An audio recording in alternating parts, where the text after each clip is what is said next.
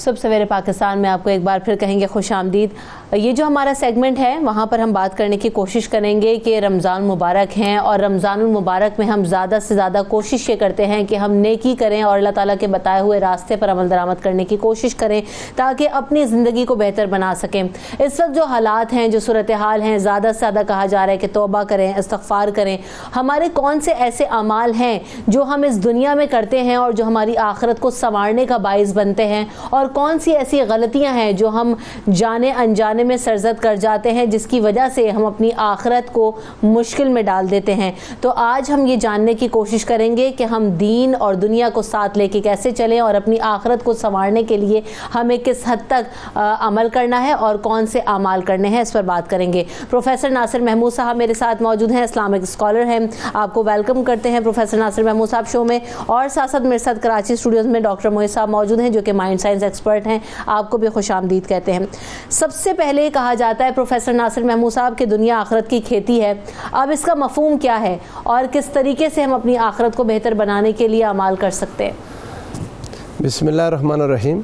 حضور نبی کریم صلی اللہ علیہ وآلہ وسلم کا یہ فرمان جس کی طرف آپ نے اشارہ کیا، الدنیا مزرعۃ الآخرہ، دنیا آخرت کی کھیتی ہے۔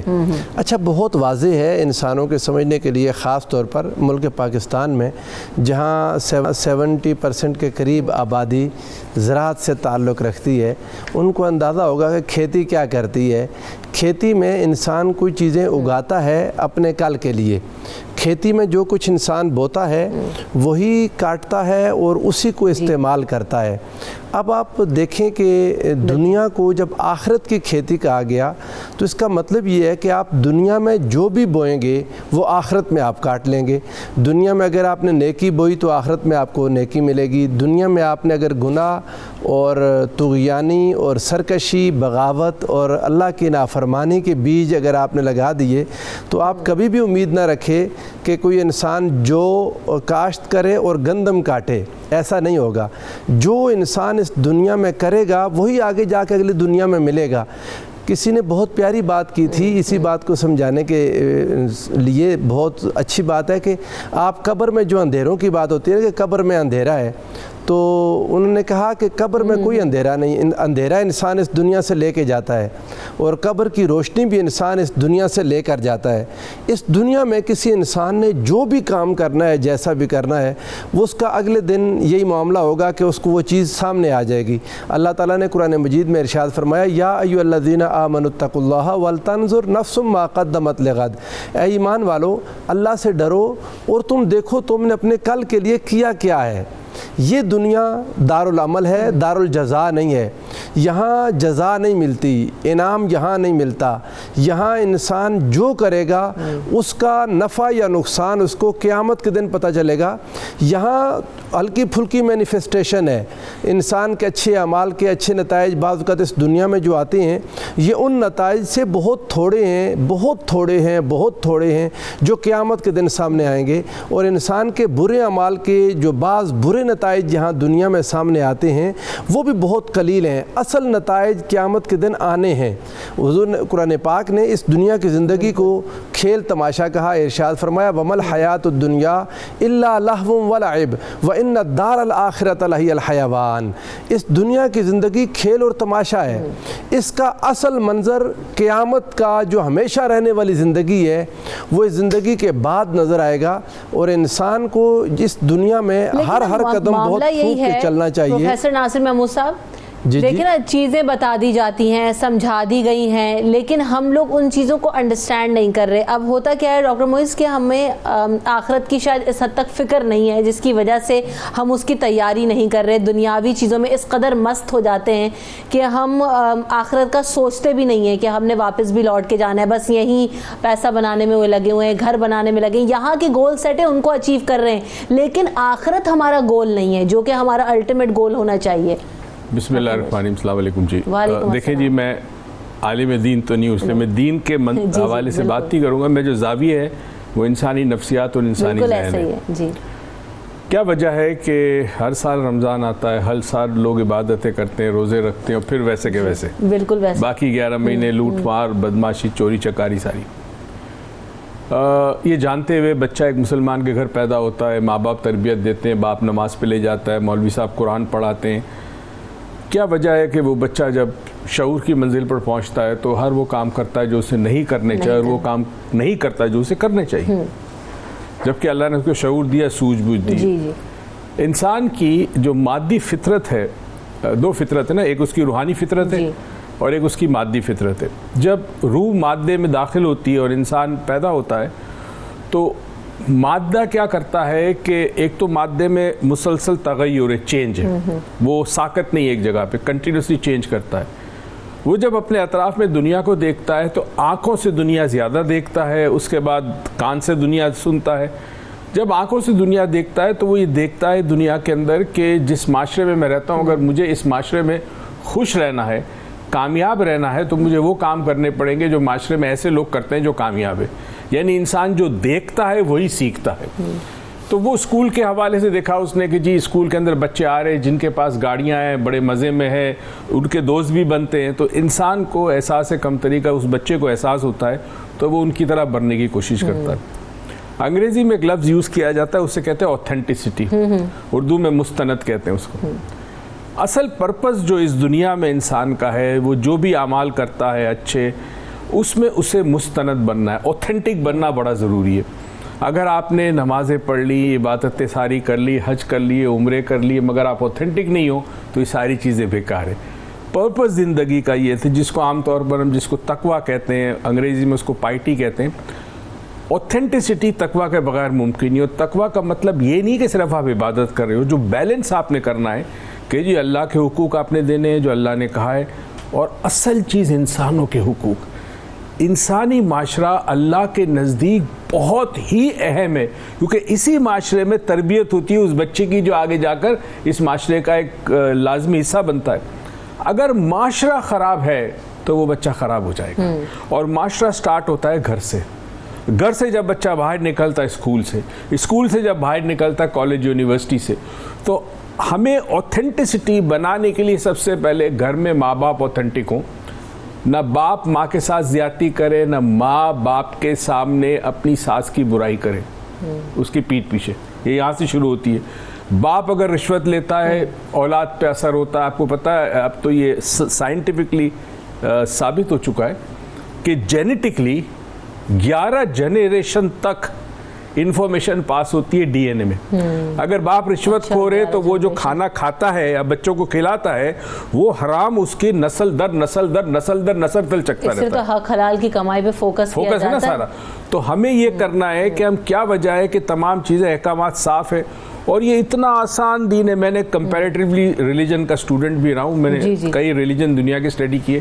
سب سے آسان سب سے سہل ریلیجن ہے. اتنی آسانی ہے اس ریلیجن میں جسی کو انتہا نہیں. اس کے باوجود لوگ صحیح راستے پہ کیوں نہیں چلتے؟ تو انسان کی خود غرضی, اس کی لالچ اس کو ان اوتھینٹک بناتی ہے, غیر مسترد بناتی ہے, اور وہ ہر وہ کام کرتا ہے جس سے اس کی ذات کو فائدہ ہو. اور یاد رہے اللہ پہ ایمان لانا اور یقین لانے میں بڑا فرق ہے. ایمان ایک سوچ ہے, صرف ماں باپ نے کہا اللہ ہے, آپ نے مان لیا اللہ ہے, مگر یقین کی منزل کچھ اور ہے. جب یقین ہو جاتا ہے نا, اگر مجھے یقین ہو کہ اللہ یہاں بھی موجود ہے تو میں آپ کے سامنے کسی اور کی برائی نہیں کروں. بالکل ایسے. ایک کالر ہیں ہمارے بڑے ریگولر, یحییٰ ہمارے ساتھ ہیں. السلام علیکم یحییٰ. وعلیکم السلام. رمشا کیسی ہیں آپ؟ ہلو. الحمدللہ بالکل ٹھیک. آپ بتائیے رمضان کیسے گزر رہے ہیں اور کیا کہنا اللہ کا بڑا احسان ہے. میں کہتا ہوں کہ ہر دم آدمی کو شکر ادا کرنا چاہیے. آدمی اگر اپنے نیچے سے دیکھے تو اس کو پتہ چلے گا وہ کتنا بلیسڈ ہے. ایک تو یہ کہ ڈاکٹر معیز کو اور دونوں حضرات کو سلام ہو. ڈاکٹر معیز سے ہم اتنا سیکھتے ہیں کہ میرے خیال میں جتنی ریئلٹی اور جتنی ڈیپ جا کے انسان کی نفسیات کو سمجھتے بتاتے ہیں وہ بڑی ایک مطلب اٹریکٹیو بات ہوتی ہے. رمشا میرا تو کہنا یہ کہ دیکھیں یہ دنیا اعمال اور یہ سارے جو ہے نا یہ ساری چیزیں ایسی ہیں کہ اگر آپ نے ایک چیز کو کیا آپ کی زندگی میں پرائورٹی کس چیز تھی, آپ اپنے ایمز اینڈ گول کو سمجھتے ہیں, آپ اس میں اگر اپنے دنیا میں آنے کے مقصد کو سمجھتے ہیں, ہر اعمال آپ کا ایک وہ ہوتا ہے جو آپ کے اثر کرتا ہے آپ کے کردار کے اندر, آپ کے ریزلٹس کے اندر. ظاہر ہے ہم ایگزام کی تیاری کرتے ہیں تو ہمیں پتہ ہوتا ہے کہ ہم نے کیا کیا کویشچن کی تیاری کرنی ہے اور کیا کیا لکھنا ہے, وہی ہمارا رزلٹ آتا ہے. لیکن کیا ہوتا ہے کیونکہ ہم اللہ کے جب دربار میں جانے کے لیے جب تیار ہوتے ہیں تو اس وقت ہمیں ذہن میں نہیں ہوتا, کیونکہ فوری رزلٹ اس طرح ہمیں ملتا نہیں ہے, تو ہم اس دنیا کو بھول چکے پہ ہوتے ہیں کہ جو آخرت کی دنیا ہے. میں سوال یہ کرنا چاہتا ہوں ڈاکٹر صاحب سے. ڈاکٹر صاحب بات یہ ہے کہ جب اعمالوں کی ہم بات کرتے ہیں تو اگر ہم اپنے اعمال, ہم بہت کوشش یہ کرتے ہیں کہ ہم نیک کام کر لیں, یہ کر لیں, لیکن جب ہم اپنے پریکٹیکل اعمال پہ کسی سے ڈیلنگ ود دا پیپل کی بات کرتے ہیں تو ہم یہ نہیں سوچتے کسی کا ہم دل دکھا رہے ہیں, کسی کا چیٹنگ کر رہے ہیں اور کسی کے ساتھ. اب میں نے بہت سارے کام جو ہے برے کر لیے, لیکن میں نے سمجھو تھوڑا بہت ہم نے یعنی کہ سب کا خیرات کر دیا, ہم سمجھتے ہیں ہم چھوٹ گئے. یہ اس سائیکی کو کیسے ہم تبدیل کریں گے؟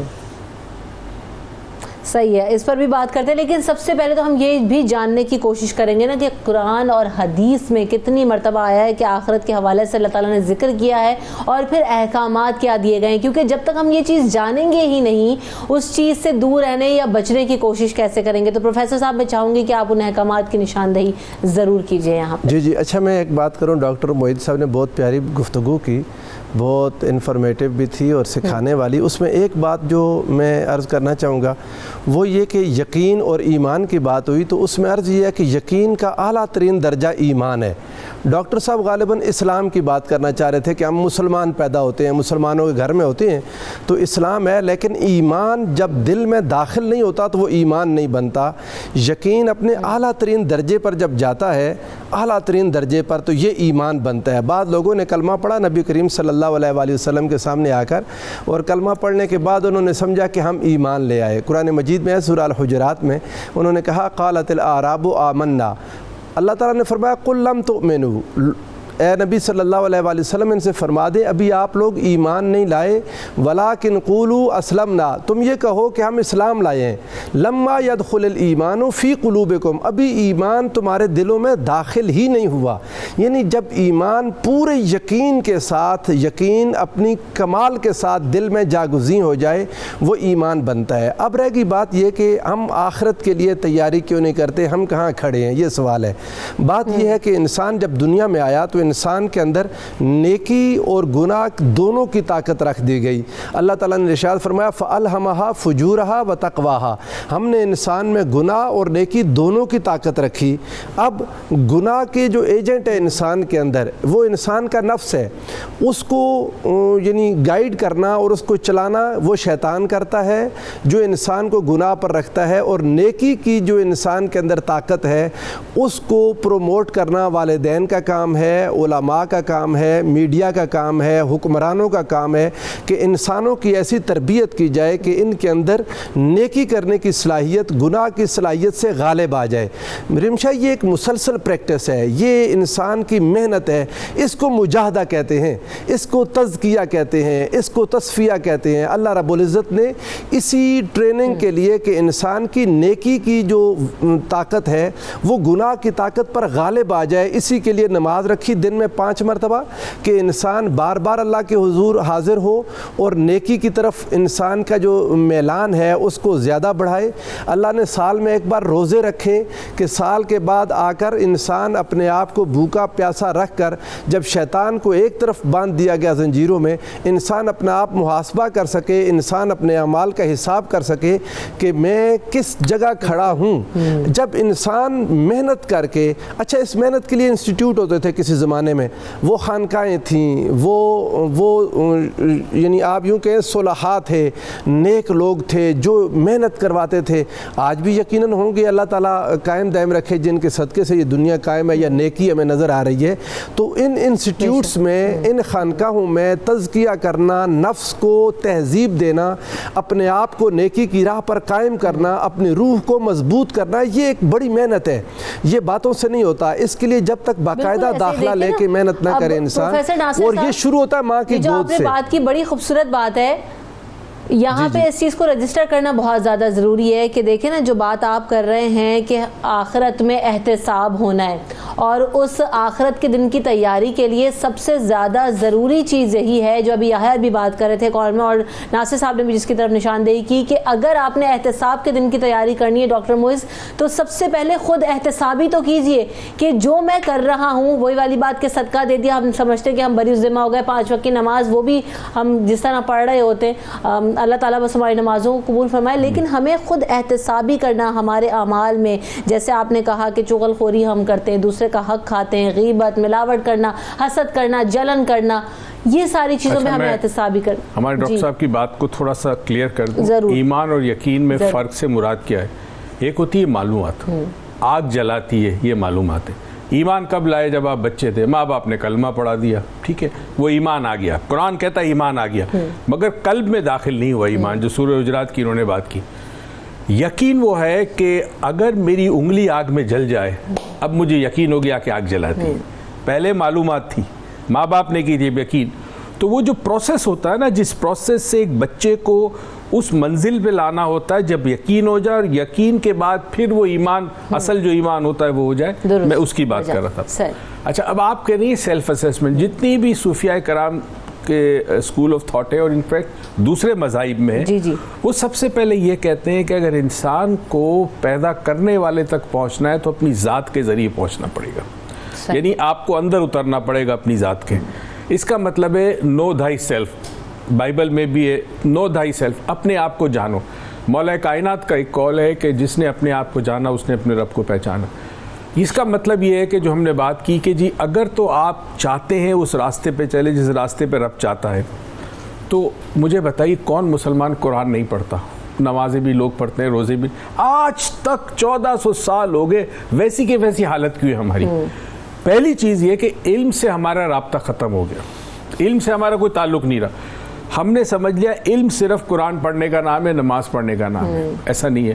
قرآن میں کائنات کے تمام علوم موجود ہیں. عجیب سی بات ہے کہ اللہ تعالیٰ اگر دین پڑھا رہا ہے تو وہ سورج کی قسم کیوں کھاتا ہے, وہ چاند کی قسم کیوں کھا رہا ہے, وہ تاروں کی قسم کیوں کھا رہا ہے؟ اس کا مطلب ہے وہ چیزیں ہیں جس پہ غور و فکر کرنے کے. چاند, ستارے, یہ کاسمولوجی ہے, یہ کاسمک سائنسز ہے, باٹنی ہے, زیولوجی, کیا چیزیں یہ. تو ہم نے یہ سمجھا کہ دین جو ہے وہ صرف نماز پڑھنا اور روزہ رکھنے کا نام ہے. دین کائنات کے اندر اللہ کی قدرت کو جاننے کا نام ہے. اعمال کی جو اصلاح ہے وہ کیسے ہو سکتی ہے؟ جو غلطیاں ہم کر رہے ہیں, پروفیسر ناصر محمود صاحب اپنی آخرت کو بہتر بنانے کے لیے کیا کر سکتے ہیں, اور پھر جائزہ لینا, خود احتسابی کرنا, یہ کس حد تک ضروری ہے؟ یہ بہت ضروری ہے. جو جہاں بات ڈاکٹر صاحب نے ختم کی وہ یہ ہے کہ انسان خود احتسابی کا جب عمل شروع ہوتا ہے تو یہ اس تزکیہ کا آغاز ہے جس کو تصوف کہتے ہیں, کہ جو انسان کے اندر, انسان کے باطن میں چھپی بیماریاں, انسان کا باطن, انسان جھوٹ بولنا, غیبت کرنا, چغلی کرنا, چوری کرنا, ڈاکہ ڈالنا, یہ جتنی بیماریاں ہیں یہ انسان کے اندر, ان کو ایک ایک کر کے نکال دیا جائے. انسان کے اندر ان چیزوں کی خواہش ہی نہ رہ جائے, انسان ان کی طرف آگے بڑھے تو اللہ کا خوف اس کے دامن گیر ہو جائے. یہ تزکیہ اور تصفیہ, purification and purgation of inner self, انسان کے اندر کی صفائی کرنا. اور جیسے دیکھیں نا, آپ کھیت ہے, ایک کھیت میں آپ اگر ویسے ہی دانے پھینک دیں گے وہاں ہل چلا کے اور صفائی نہیں کریں گے, وہاں سے گندی بوٹیاں نکالیں گے نہیں, تو آپ کا کھیت اور فصل اگر اگ بھی آئی تو اس کے اندر اتنی جڑی بوٹیاں ہوں گی کہ وہ اس فصل کو بڑھنے نہیں دیں گی.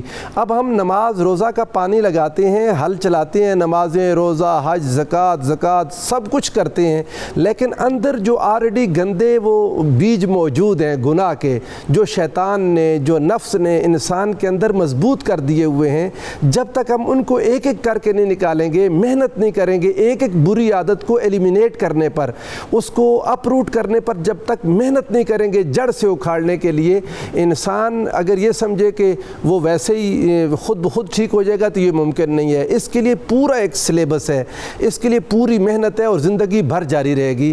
ہر لمحہ اپنے اوپر نظر رکھنی پڑے گی, ہر روز رات کو اللہ کے ساتھ وقت نکالنا پڑے گا, مصلی پر بیٹھ کے اپنے اعمال کا حساب روزانہ کرنا ہوگا کہ میں نے آج کیا کیا, اور جو غلطی آج ہو گئی اس پر توبہ کر کے سوئے, اور اگلے دن کوشش کرے کہ وہ غلطی نہ دہرائے اور نیکیوں میں اضافہ کرتا چلا جائے. یہی وہ چیز ہے جو اللہ تعالیٰ فرماتا ہے کہ انسان اللہ سے ڈرے اور دیکھے کہ اس نے اپنے کل کے لیے کیا جمع کر رکھا ہے, تاکہ کل جب اللہ کے حضور حاضر ہو تو اس کے پاس نیکیاں ہوں کثرت کے ساتھ. پھر اللہ رب العزت اپنے فضل و کرم سے ان نیکیوں کو بے انتہا بڑھا دے گا اور اس کے گناہ معاف فرما کے اس کو جنت الفردوس میں داخل فرما دے گا. آمین آمین. بے شک بے شک, بالکل. یہ آخرت کا ڈر ہونا بھی کتنا ضروری ہے؟ ڈر آئے گا کہاں سے, مجھے یہ بتائیے. دنیا میں آپ بے باک ہے, نڈر ہے, آپ جو چاہیں, جتنی طاقت آپ کے پاس ہے اتنے آپ بے خوف ہے رہی. عام طور پر کہا جاتا ہے غریب کو ڈر ہوتا ہے، کیونکہ وہ ویسے ہی معاشرے میں ڈر ہوتا ہے، تو ڈر آپ کو ماحول دیتا ہے، معاشرہ دیتا ہے۔ اصل تربیت گھر سے شروع ہونی چاہیے۔ اب یہاں پہ بھی 2 اسکول آف تھاٹ ہیں۔ ایک اسکول آف تھاٹ یہ ہے کہ اللہ کو خوف دلایا جائے، دوسرا اسکول آف تھاٹ یہ کہ اللہ سے محبت کرائی جائے۔ دیکھیں ڈر ذات باری تعالیٰ سے ہی ہونا چاہیے، وہ تو رحمان اور رحیم ہے۔ ان قوانین سے ڈرو جو اس نے بنائے، جو آپ کو سزا دیں گے۔ اللہ آپ کو سزا نہیں دینا چاہتا۔ تو ہمارا جو اسکول آف تھاٹ ہے وہ ہے کہ اللہ سے محبت کرو، پیار کرو، عشق کرو، اور عشق میں اگر آپ آگے بڑھتے ہو تو پھر آپ کے سارے یہ جو مسائل ہیں جو انہوں نے بات کی، پروفیسر صاحب نے بڑی اچھی بات کی کہ دل کی جو بیماری ہے باطنی کی، ایک چیز یاد رکھیں، میں صرف ایک چیز ایڈ کرنا چاہوں گا، آپ مسئلے پہ نماز پڑھیں، اپنی عبادت کمپلیٹ کریں، اس کے بعد یہ جو ریسٹروسپیکشن یا ریفلیکشن کا پروسیس ہے نا، یہ جائے نماز پہ نہ کریں۔ اس کی وجہ نفسیاتی طور پر جب آپ جائے نماز پہ ہوں گے تو آپ کو پتہ اللہ آپ کو معاف کر دے گا، تو آپ جھانکیں گے ہی نہیں اندر، اور ہر اپنی برائی کی جسٹیفیکیشن دیں گے۔ ہم ایک کام کرواتے ہیں، ایک ورکشاپ کراتے ہیں، اس میں جب اینڈ ہونے والا ہوتا ہے ہم سب سے کہتے ہیں ایک ایک آدمی آئے اسٹیج پہ اور اپنا نام بتائے اور بتائے وہ کس کے ساتھ اس نے زیادتی کی ہے۔ کیا آپ یقین کریں گے 100 بندہ وہاں پہ ہوتا ہے۔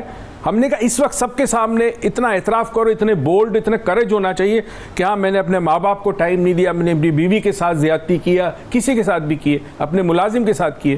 اکثر لوگ آ کے کہتے ہیں جی میں نے تو کوئی زیادتی نہیں کی، تو میں کہتا ہوں یہاں سارے فرشتے بیٹھے ہوئے، یہ کیسے ہو سکتا ہے؟ پھر جب ہم ان کو اچھا خاصا ڈانٹتے کھینچتے، ہاں میں نے اپنے نوکر کے ساتھ کی تھی، انسان ایڈمٹ نہیں کرے گا اگر وہ مسئلے پہ ہوگا۔ میں نفسیاتی بات کر رہا ہوں۔ آپ اپنی عبادت کریں، اس کے بعد آپ بیٹھے، اب آپ صرف ایک بندہ خدا ہے، اور اب سچائی کے ساتھ اندر جھانکے کہ آپ کے اندر کیا خرابی ہے، تو وہ خرابی اگر روز اس کو جھانکیں گے تو یہی ہے، پروفیسر صاحب نے صحیح کہا کہ آہستہ آہستہ وہ خرابی ختم ہو جائے گی۔ دیکھیں نا کہ وہی والی بات ہے کہ جب تک آپ اپنے آپ کے اندر جھانکیں گے نہیں، احتساب کا عمل نہیں رکھیں گے اور دیکھیں گے نہیں کہ ہم سے صحیح اور غلط کیا ہو رہا ہے، تو پھر آپ کیسے اس چیز کو دور کرنے کی کوشش کریں گے؟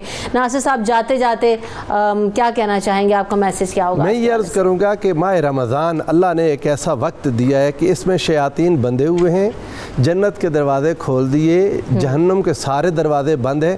اللہ تعالیٰ نے ایک کنجینیل انوائرمنٹ پرووائڈ کر دیا ہے، ایک ایسا کنڈیوسو ماحول دیا ہے، یعنی نیکی کے لیے سازگار ماحول ہے کہ جس میں انسان سب سے بہتر یہی ہے کہ آج سے اس چیز کا آغاز کریں۔ میں بس وقت بالکل ختم ہو گیا۔ بہت شکریہ دونوں مہمان آنے کے بعد۔